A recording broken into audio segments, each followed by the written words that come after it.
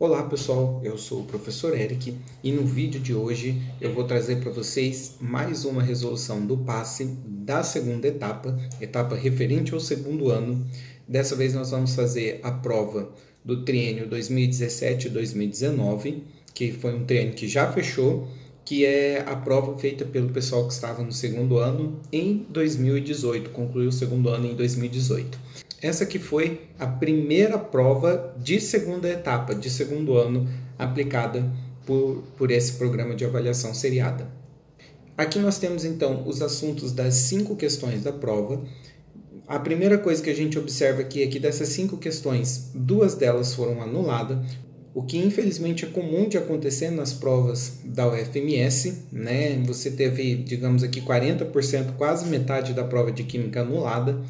E dessas 5 questões, as 2 que foram anuladas, digamos, eram as 2 questões mais fáceis. As outras 3 questões que cobraram eram questões de conta, que tinham um grau de dificuldade relativamente alto e exigia que os alunos já tivessem acostumados a resolver problemas de contas na química. E como as 3 questões que sobraram exigiam um certo grau já de avanço em relação a resoluções de questão de química, acabou sendo uma prova que só avaliou aqueles alunos que estavam muito bem preparados, né? Deixando todos os outros, digamos assim, no mesmo nível. Então, infelizmente, não considero uma boa prova. Entretanto, a prova que foi aplicada no ano seguinte já foi uma prova bem legal. Apesar de ainda ter tido questão anulada, pelo menos o grau de dificuldade ficou mais adequado aí para um processo seletivo, ok?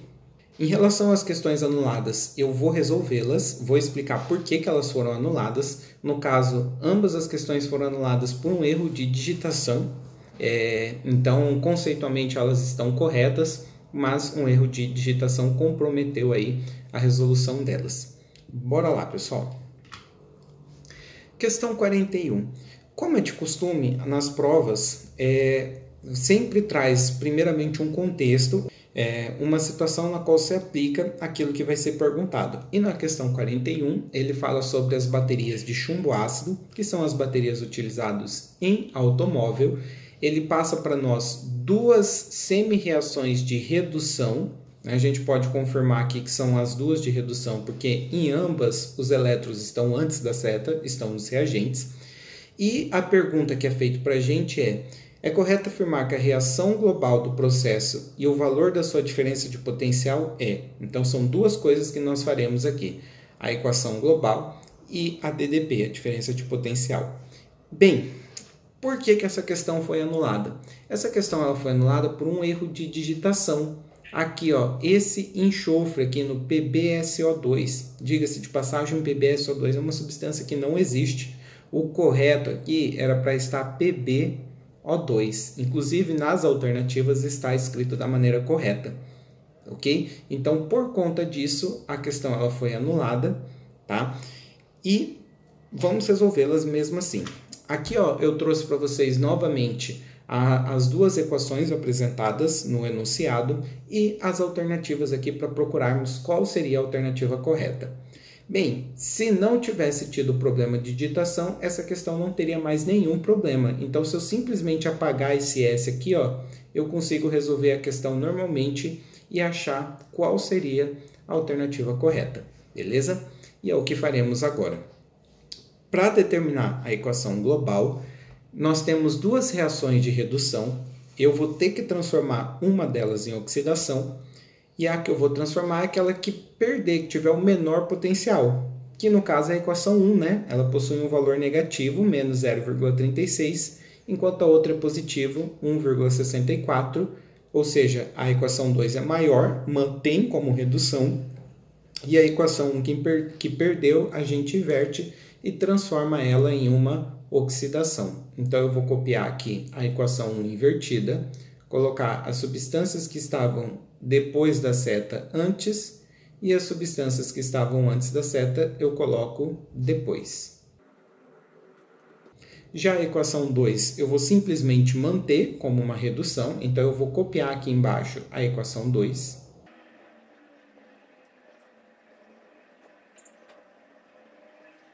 E para determinarmos então a reação global, basta a gente simplesmente juntar, somar essas duas equações aqui. Lembrando que podemos cortar substâncias repetidas que estejam em reagentes e produtos. No caso aqui, a única coisa que nós cortaremos são os 2 elétrons antes da seta, com 2 elétrons depois da seta. É a única coisa que está repetida em lados opostos da equação. E vamos escrever a equação global com aquilo que sobrou. Então, nós vamos ter o Pb, o PbO2. Além disso, nós temos o ânion sulfato, SO4 2- em cima e embaixo, um em cada. Ou seja, se eu tenho um sulfato em cima e um embaixo, eu tenho um total de 2 ânions sulfatos. Resta também, antes da seta, 4H+. Depois da seta, olha só, em cima sobrou PbSO4. Embaixo também, um em cada, então nós vamos ter 2 PbSO4, além das 2 águas. E para a gente chegar aqui no que seria a alternativa correta, uma coisa que é importante a gente lembrar é a questão do ácido sulfúrico. O ácido sulfúrico tem a fórmula H2SO4, que na verdade nada mais é do que a combinação de 2 cátions H+, com um ânion sulfato, com um ânion SO4 2-. Tá? Então, a combinação desses íons aqui formaria o ácido sulfúrico. E olha só, aqui nós temos 4 cátions H+, e 2 ânions sulfatos. Nós temos o dobro do que é necessário para formar um ácido sulfúrico. Então, na verdade, se eu juntar esse cátion e esse ânion aqui, eu estaria formando 2 ácidos sulfúricos. Então, eu vou fazer uma substituição aqui, e já vou juntar o cátion e o ânion, que me daria como produto 2H2SO4.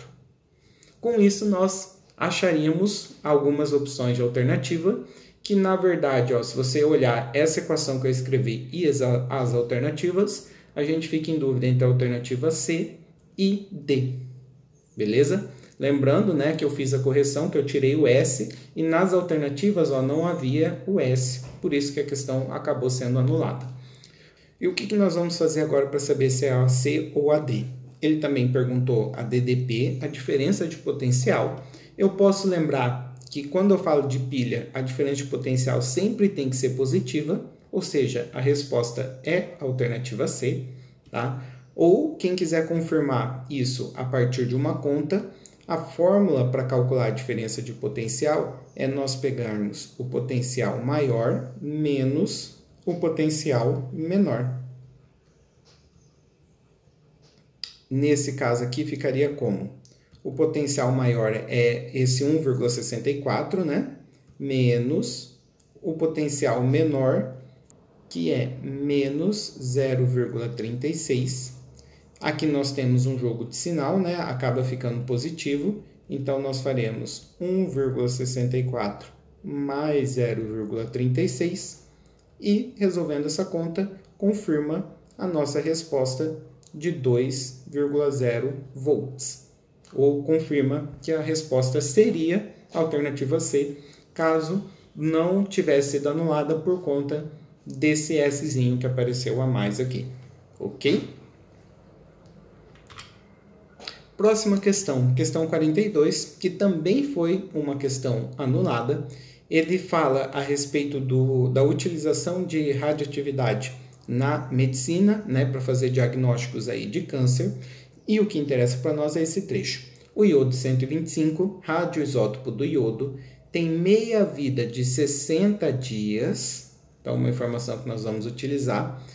E ele fala, considerando uma dose de 2 mg desse radioisótopo, sendo administrado em um paciente, é correto afirmar que a massa que irá decair após 6 meses de tratamento será D. Tá? Então, ele quer saber o quanto que vai perder. Aqui tem uma pegadinha em relação à pergunta também. Ele quer saber a massa que irá decair, o quanto que irá perder de iodo radioativo durante esse período. E o que nós vamos ter que saber aqui? Bem, é um exercício de meia-vida. A gente sabe que a cada uma meia-vida, uma amostra original ela perde metade do seu poder radioativo, né? Então, se eu começo com uma amostra de 2 miligramas de iodo radioativo, se eu esperar uma meia-vida, que são 60 dias, aliás, eu vou aproximar aqui, ó, 60 dias para 2 meses, porque ele me pediu um período de 6 meses, né? Então, se eu esperar 2 meses, metade dessa amostra irá decair e irá sobrar, então, 1 miligramas de uma amostra radioativa. Bem, se eu esperar mais o período de uma meia-vida, ou seja, se eu esperar mais 2 meses, totalizando 4, né? Metade do que sobrou irá decair, irá restar meio miligrama de uma amostra radioativa. E por fim, se eu esperar ainda mais 2 meses, totalizando os 6 meses, que é o que ele pediu nessa questão, metade do que sobrou irá decair, né? Então, restará de radioativo 0,25 miligramas. E essa questão aqui ela seria uma pegadinha, por quê? Porque a gente tenderia a marcar a alternativa B, mas não é, porque ele pergunta para nós a massa que irá decair, e esse 0,25 é o quanto sobrou, tá? O quanto sobrou da minha amostra radioativa, sobrou 0,25. E olha só, eu comecei com 2, sobrou 0,25, então quanto que de fato decaiu? Eu vou fazer uma subtração, né? E eu vou chegar à conclusão que o que de fato decaiu foi 1,75 miligramas, o que levaríamos a marcar a alternativa E. Entretanto, a gente vai lembrar que essa questão ela foi uma questão anulada. Por quê? Porque a nossa resposta deveria estar em miligramas, né? Eu comecei com uma massa de 2 miligramas e eu terminei com 0,25 miligramas. E a alternativa está em gramas. Ou seja, novamente, um erro de digitação fez com que a questão fosse anulada. Certo? Então, fechamos aqui questão 42. Bem, a questão 43, ele fala um pouco a respeito do gás metano. Ele traz para nós a combustão incompleta desse gás. Isso aqui é importante. O que significa combustão incompleta? Tá? Você não está formando CO2, que seria o produto da combustão completa. Você está formando CO. Então, nós temos aqui a combustão incompleta. Ele fala, sabendo-se que o CO apresenta variação de entalpia de combustão igual a menos 284 kJ, é correto afirmar que a combustão completa de 80 gramas de gás metano libera. Então, ele quer saber quanto que eu vou liberar de energia se eu queimar 80 gramas de gás metano. Bem, eu separei aqui nesse slide somente as informações necessárias para resolver esse exercício. E qual é o problema? Ele pergunta a energia liberada na combustão completa. Entretanto, ele me deu aqui a combustão incompleta. Então, olha só, a combustão completa do metano, que seria então você queimar ele, você reagir ele com gás oxigênio, e por ser completa teria como produto CO2 e água, seria essa equação aqui, que eu tenho que balancear, né? São 4 hidrogênios antes da seta, eu vou colocar um 2 aqui para acertar o hidrogênio, e depois da seta eu já estou com 4 oxigênios, vou colocar um 2. Tá? Essa aqui é a equação que ele me perguntou. Eu preciso saber o ΔH dela. Eu não sei. Então eu vou ter que descobrir. Como? Eu vou ter que descobrir utilizando a equação que ele me deu. Vou copiá-la aqui. E tem um outro ΔH que ele me deu por escrito. Ele falou, sabendo que o CO apresenta variação de entalpia de combustão igual a menos 284 kJ. Então, a combustão do CO seria a reação do CO com gás oxigênio para formar gás carbônico, CO2. Lembrando que para manter isso aqui balanceado, eu vou ter que colocar um meio aqui, ok?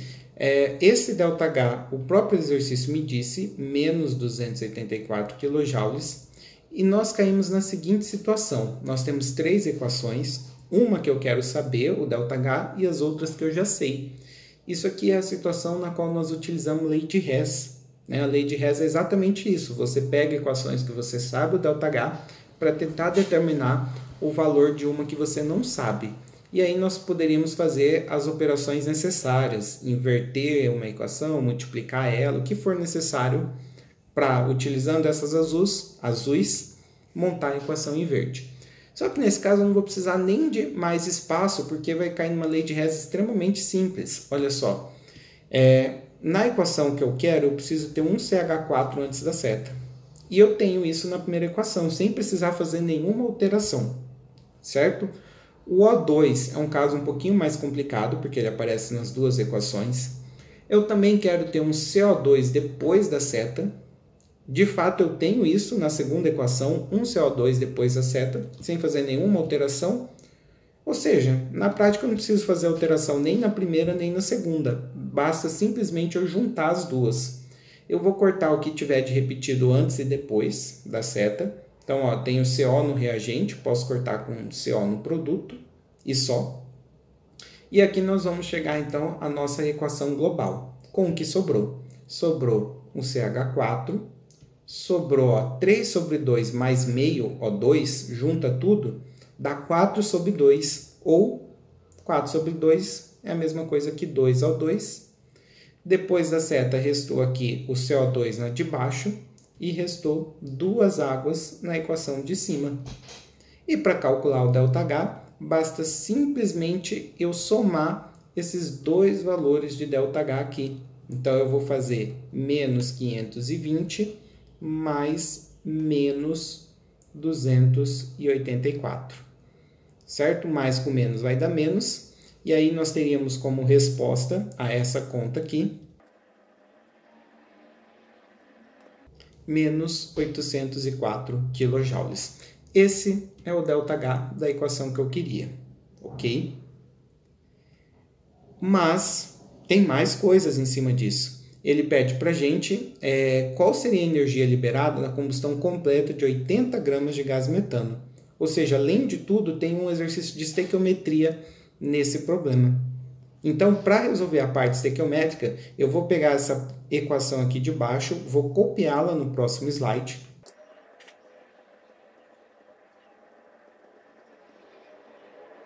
E é o seguinte, nessa equação eu tenho 1 mol de CH4, tá? Só que ele me perguntou em termos de massa. E 1 mol de CH4 pesa quanto? Lembrando, pessoal, que CH4 é uma substância então formada por um carbono e 4 hidrogênios, tá? O carbono pesa 12, então eu vou fazer 1 vezes 12. O hidrogênio pesa 1, vou fazer 4 vezes 1, tá? Que vai dar 12 mais 4. Nós sabemos então que o metano ele tem 16 gramas por mol. Ou seja, se eu queimar 1 mol de metano, eu vou liberar 804 kJ de energia. 1 mol de metano são 16 gramas. Se eu queimar 16 gramas de metano, eu de fato vou liberar 804 kJ de energia. Para resolver essa questão, eu vou finalizar com uma regra de 3, comparando exatamente isso que nós fizemos, a massa com a energia. Nós sabemos então que 16 gramas de metano que são queimados me fornece 804 kJ. Eu ignorei o sinal de negativo porque o negativo significa energia liberada. Tá? Mas nesse caso aqui a gente só quer saber o valor numérico, então eu não preciso me preocupar com o sinal de negativo. O exercício pergunta qual que seria a energia liberada, né, na queima de 80 gramas de gás metano. Resolvendo essa regra de 3, nós finalizaremos o exercício. E uma dica aqui para quem está mais atento, 16 para 80, tá? Eu fiz uma multiplicação por 5, 80 é 5 vezes 16. E se eu percebo essa relação, fica bem mais fácil de fazer a conta, porque basta eu simplesmente multiplicar 804 por 5, tá? Que acaba sendo uma conta bem mais fácil de fazer, e de certa forma eu corto o caminho aqui para chegarmos à nossa resposta de 40.020 kJ, que é a energia liberada na queima de 80 gramas de gás metano. Voltando lá para o enunciado original, resposta alternativa D. Questão 44. Questão 44 fala sobre o processo conhecido como o banho de ouro, né? Que é quando você recobre um metal com ouro. Esse é o contexto que ele fala aqui, que são as semijoias, né? São materiais recobertos por ouro. E no próximo parágrafo ele comenta sobre o trecho que foi citado, né? E a parte que interessa é dessa frase para frente, que fala que um ourives, desejando dourar o anel, utilizou uma solução aquosa de cloreto de ouro, a UCl3, em uma cuba eletrolítica. Sabendo que o tempo gasto nesse processo foi de 30 minutos para depositar 197 miligramas, a corrente elétrica aplicada foi T. Então ele perguntou para nós qual o valor da corrente. Nós temos algumas informações aqui. Tá? Eu vou cortar aqui mais uma vez os trechos de texto que não tem informações que vai ser útil, para a gente ter mais espaço para resolver a questão. E bem, essa é uma questão de eletrólise, afinal esse processo de galvanização, né, de recobrir um metal com outro, é uma eletrólise. É um assunto já bem avançado aí dentro do conteúdo de eletroquímica, e a parte de estequiometria dentro da eletrólise ela ainda é mais avançada. Então é uma questão que só pelo assunto já pega a maioria dos alunos. Mas vamos resolver essa questão que não é tão difícil assim. Quem gosta da parte de estequiometria consegue fazer essa questão sem grandes problemas. O que precisa lembrar? Ele perguntou para nós a corrente elétrica. Tá? Para a gente determinar a corrente elétrica nesse tipo de exercício, a gente usa a fórmula do Kitt, que diz que a carga, tá, é igual a corrente vezes o tempo. Beleza? Dessas informações aqui, ele deu para a gente o tempo. Ele falou que o tempo é de 30 minutos. Lembrando que quando nós formos utilizar essa fórmula, o tempo tem que estar em segundos. Então, eu vou multiplicar por 60 e eu chego à conclusão de que 30 minutos é 1.800 segundos. Tá? O tempo eu sei, eu quero descobrir o I, que é a corrente, e eu preciso do Q. O Q não foi passado para mim aqui diretamente, eu não sei o valor de Q. Então, para eu matar essa questão, eu vou precisar descobrir o valor de Q, porque descobrindo o valor de Q, eu poderia então calcular qual seria o valor de I. E como nós vamos descobrir o valor de Q da carga fornecida? Bem, ele está recobrindo o nosso metal com ouro, usando a UCl3. A UCl3 que contém ouro 3+, né? Esse é um sal contendo o cátion ouro 3+. Eu vou fornecer uma corrente elétrica, ou seja, eu vou fornecer elétrons. No caso aqui eu vou fornecer 3 elétrons para que ele vire o ouro metálico. E é exatamente isso que tá acontecendo nesse processo. Você pega o sal de ouro, fornece uma corrente elétrica, fornece elétrons para ele virar o ouro metálico, recobrindo a minha semijoia. Bem, o que nós temos aqui? Ó? A gente sabe que 1 mol de ouro vai necessitar de 3 mols de elétrons. E a informação que ele me deu na prática foi a massa de ouro. Bem, vamos lembrar então que 1 mol de ouro tem a massa de 197 gramas. Né? Ele me deu aqui ó, a massa do ouro é 197 unidades, que daria 197 gramas por mol. Olha só, 1 mol de ouro, eu preciso de 3 mols de elétrons, certo? 3 mols de elétrons tem que carga? Como que eu vou saber a carga referente a 3 mols de elétrons? Essa constante de Faraday, ela me dá a carga referente a 1 mol, ó. São 96.500 coulombs por mol. Se eu quiser saber a carga referente a 3 mols, basta eu multiplicar esse valor por 3.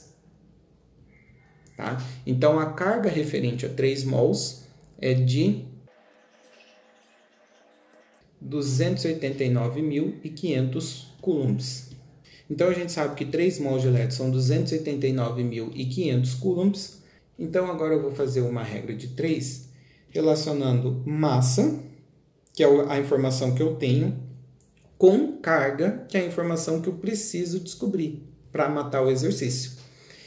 Nós sabemos aqui, ó, olhando por essa equação, que se nós tivermos 197 gramas de ouro, nós precisaríamos de 3 mols de elétrons, que tem uma carga de 289.500 coulombs.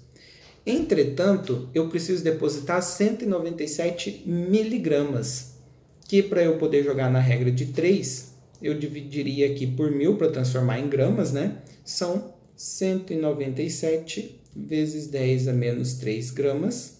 Quantos coulombs são isso? X. E essa conta aqui ela é bem simples de fazer, né? Porque basicamente, se eu comparar o valor de cima da massa com o valor de baixo, eu estou só multiplicando por 10 a menos 3. Então, ó, basta para eu descobrir x, pegar esse valor e multiplicar por 10 elevado a menos 3. E nós chegaremos, tá, transformando isso aqui num número, a 289,5 coulombs. Essa é a carga. Agora que nós achamos a carga, vamos substituir aqui, né? Vamos substituir na fórmula do kit. A fórmula, o Q é 289,5, o I eu não sei e o T é 1.800. Então, a conta, para finalizar o exercício, é a gente isolar o I. E aqui nós temos uma conta meio chatinha de ser feita, né? Mas, resolvendo ela, chegaremos então à nossa resposta, que é 0,1608333. Vamos deixar somente duas casas depois da vírgula. Lembrando que corrente elétrica está sendo medida em amperes, né? E aqui, então, nós fechamos o exercício 44, marcando a alternativa B. E essa aqui foi, de fato, uma questão em que faltou a unidade de medida, tá? Deveria ter sido indicado aqui, ó, ou no texto ou nas alternativas, o que não aconteceu. Mas é isso, resposta alternativa B. Para finalizarmos, mais uma questão de conta, questão 45. Ele fala a respeito do etanol, né, que pode ser extraído a partir de frutas, entre elas da uva, na qual você vai utilizar para se fabricar vinho, né? Você vai fermentar a uva aí para produzir etanol e você ter o vinho. E ele fala sobre o teor alcoólico de uma bebida, que utiliza essa escala Gauss-Gay-Lussac, Gauss-GL, né, que é uma fração volumétrica de etanol na bebida, que relaciona mililitros de etanol por mililitros de bebida, né? E ele diz que o vinho tem esse teor alcoólico entre 10 e 14 graus GL. A pergunta feita é, em uma garrafa de 750 ml de vinho com teor alcoólico de 10 graus GL, a quantidade aproximadamente presente de etanol é... E olha só, ele quer saber a quantidade presente em mol. Vamos resolver isso? Então, aqui eu deixei separado somente as informações que nós vamos utilizar. Ele me deu aqui, ó, uma garrafa de 750 ml de vinho, né? E ele quer saber qual que é a quantidade de etanol presente em mol, certo? Como que a gente vai fazer esse cálculo? Primeira coisa, desses 750 ml de vinho, nem tudo é etanol.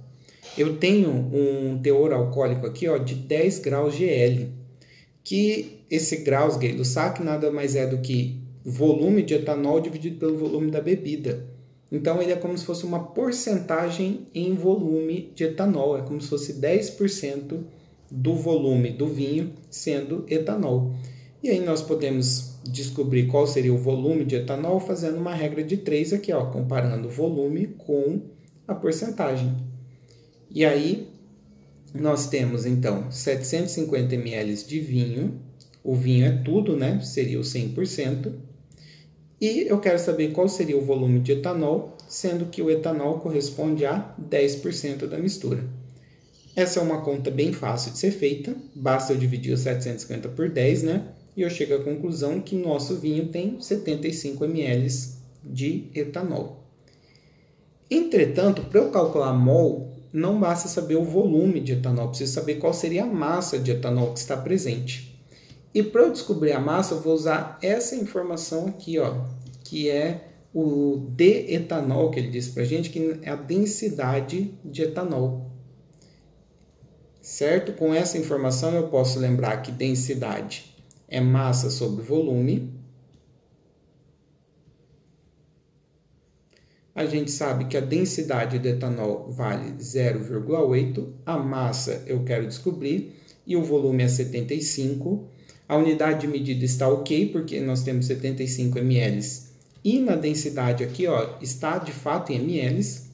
Passaríamos então multiplicando 0,8 vezes 75 e chegaríamos à conclusão de que a massa de etanol presente é de 60 gramas. Gramas, né? Porque a densidade era gramas por ml, então a massa em gramas, o volume em ml. Logo, nessa garrafa de 750 ml de vinho, eu tenho 60 gramas de etanol. E para finalizar, eu vou precisar fazer uma regra de 3 relacionando massa com mol. Nós estamos falando do etanol. Aqui vem um pequeno problema da questão, ela não forneceu para nós qual seria a fórmula do etanol. Quem já estudou química orgânica não pode ter dificuldade, né, em saber a fórmula do etanol, mas quem não estudou, que normalmente não faz parte do conteúdo programado aqui do segundo ano, a química orgânica, pode ser que tenha mais dificuldade em lembrar qual é a fórmula do etanol.